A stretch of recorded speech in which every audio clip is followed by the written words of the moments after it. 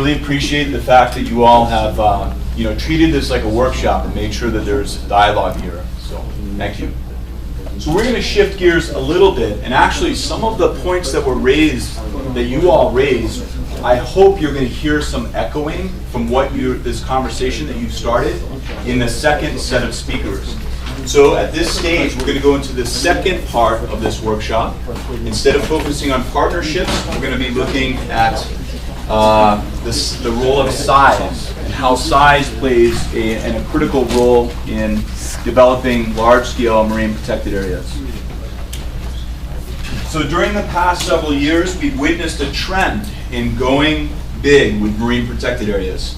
So just last week, as we heard, the Cook Islands and New Caledonia announced extraordinary declarations to set aside huge areas of their ocean. This recent trend provides us with an opportunity here early on, at the outset, to examine early lessons that are being learned about large-scale marine protection, both good and bad. To do this, 4 member sites from the Big Ocean Network, who are seated here, have been invited to share their experiences as managers with you all today. The Phoenix Islands Protected Area in Kiribati, or we like to call PIPA, the acronym PIPA. The Motu Motira Hiva Marine Park in Chile. The British Indian Ocean Territory Marine Reserve in the Chagos Archipelago. And the Papahanaumokuakea Marine National Monument in the Hawaiian Archipelago. So we're going to begin today's second part of the workshop by hearing from Mr. Tukubu Todoroko, who is the director of the Phoenix Islands Protected Area at the Department of Lands, Agricultural Development, and Environment in the Republic of Kiribati. So I'll invite Tukubu to come on up and share his remarks. Tukubu?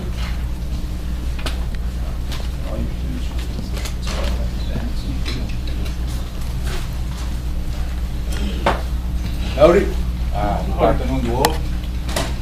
I'll be speaking on the lessons from the PIPA. This shows that we work in collaboration with CI. They've been helping us greatly. New England Aquarium, Big Oceans, and of course more.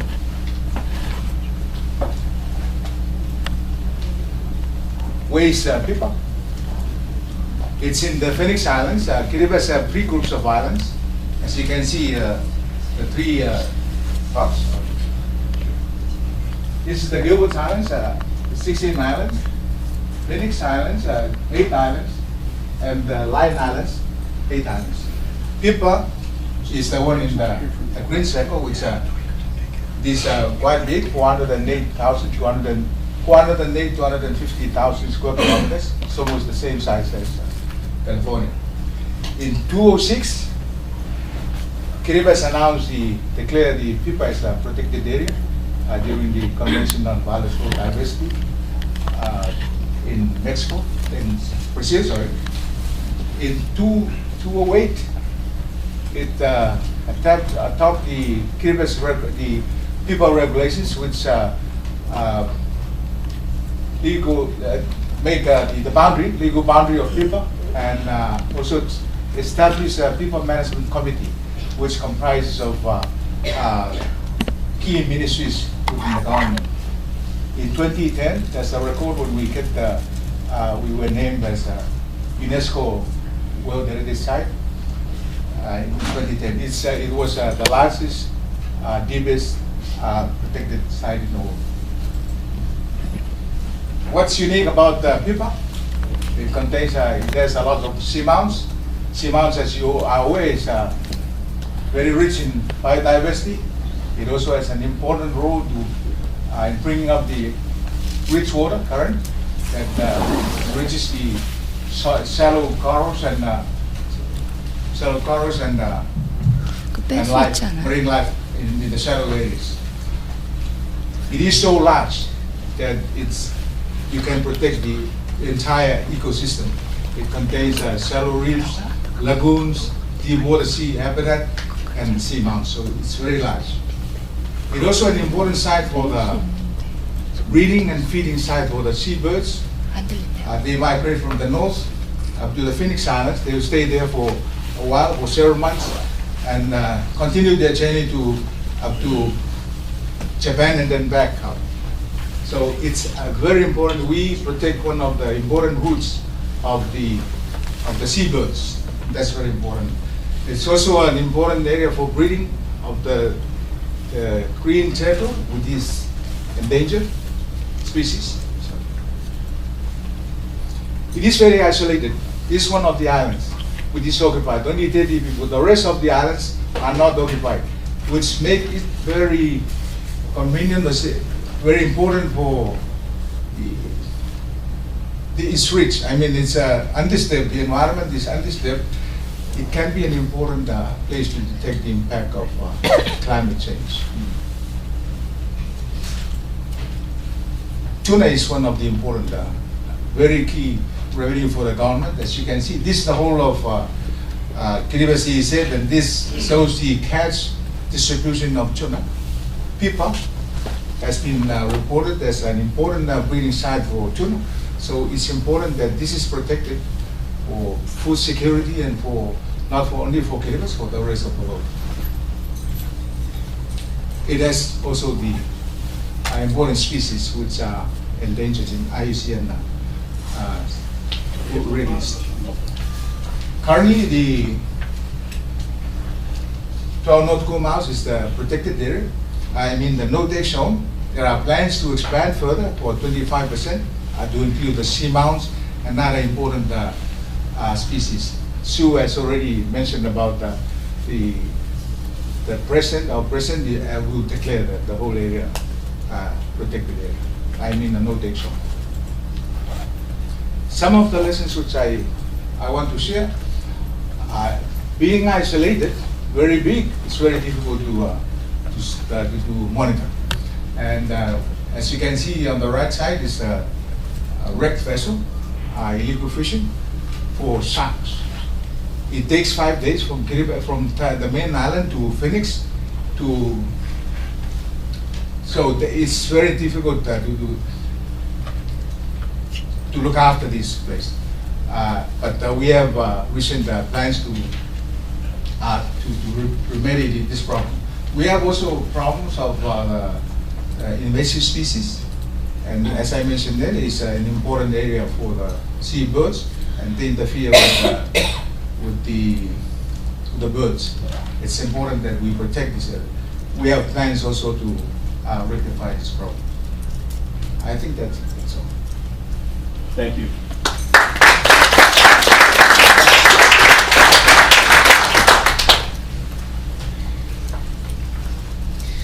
Good afternoon, everyone. Good morning for me. 12 hours. Okay, so I'm going to talk to you about some lessons learned from Motu Motiro Hiva Marine Park. This park was created in 2010, and it was an amazing example of political willingness, I would say. It took something like 2 to 3 months to our president and to a very strong work that we had with politicians actually to declare this large marine protected area. And after one expedition actually, this area is one of the last pristine marine ecosystem remaining in the Pacific Ocean.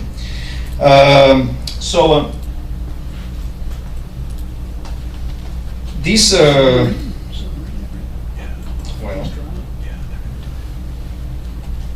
wrong direction. Yeah, it always happen.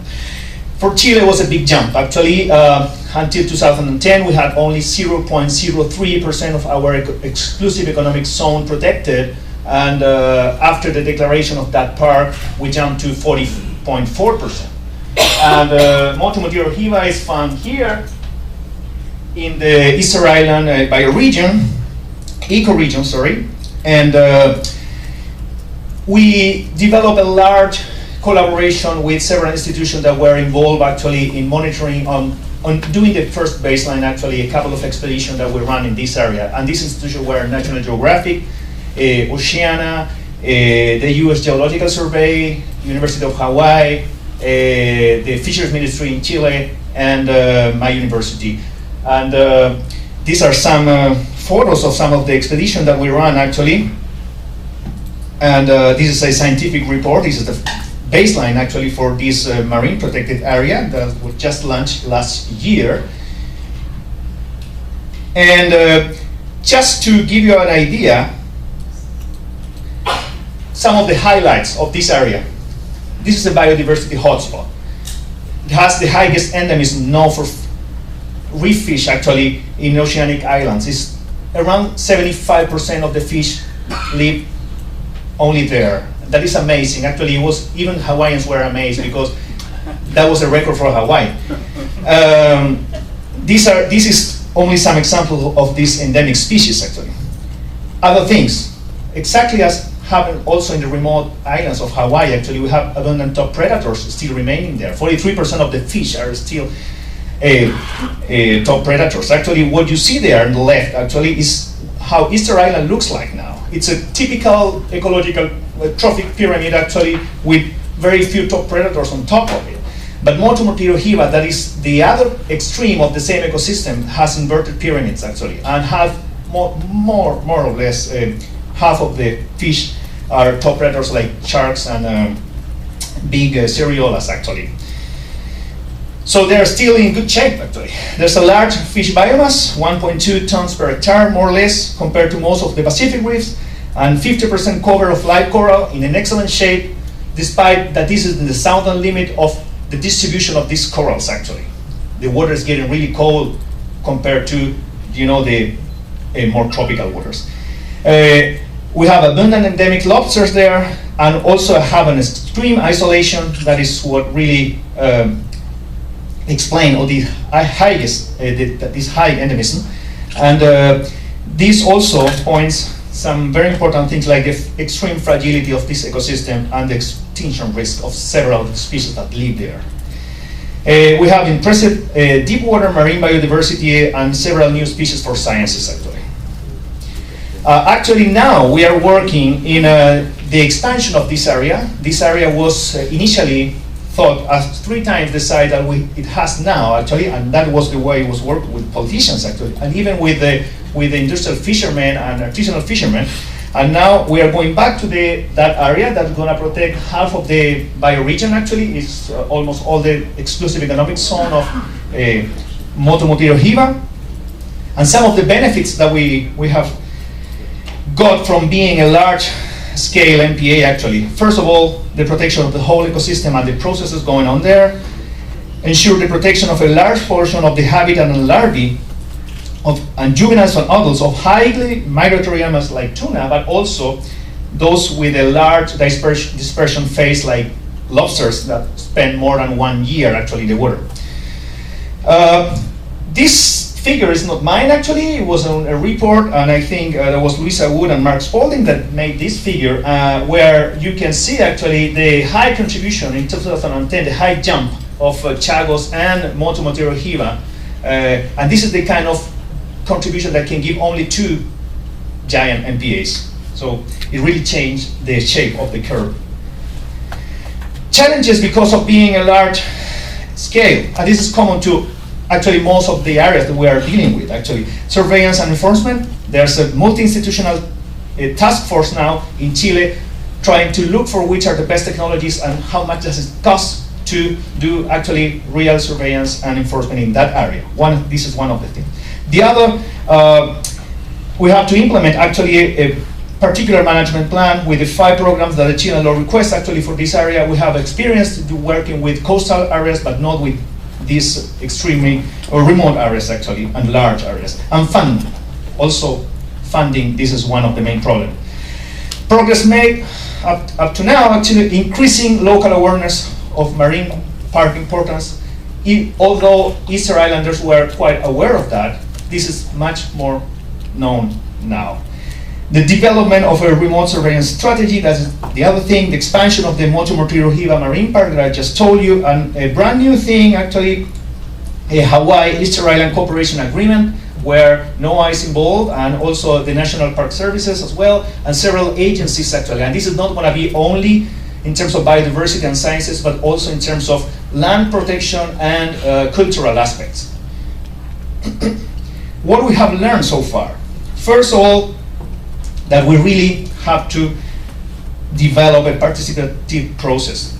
And this is for the whole implementation. It takes many years actually to fully finish the management plan and the fully implementation. And this is what we are doing now. We are working with the different stakeholders in Easter Island to do this. Incorporate cultural aspects and traditional knowledge is completely different for us to work actually in the continent, even though we also work with different stakeholders. Rapa Nui is completely different to any other place.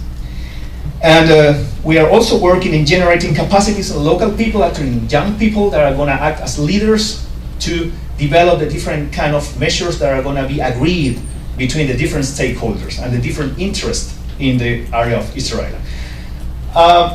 This is a documentary that just appeared this year actually from the expedition that we made. It was shown in Nat Geo Wild actually, and maybe some of you saw it, but explain most of the problem that we're facing in this ecoregion and how are we facing them actually, and all these things that I told you about the marine park and the importance of this area. After? Okay, thank you.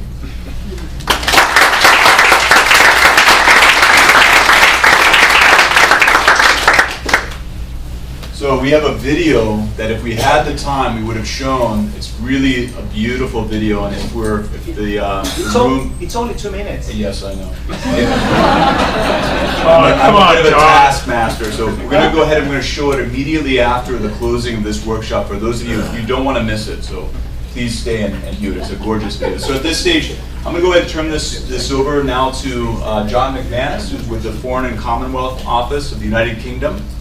He's going to be here talking with us about the British Indian Ocean Marine Reserve. Okay, where do I press to move? You just push the screen right here. Okay. That one. That one. Okay. Good afternoon. I think I perhaps need to adjust my presentation a little bit because my subject has already come up in the questions from Dr. Spalding and the reply from Alistair Gamble. Perhaps I should first of all get some terminology clear.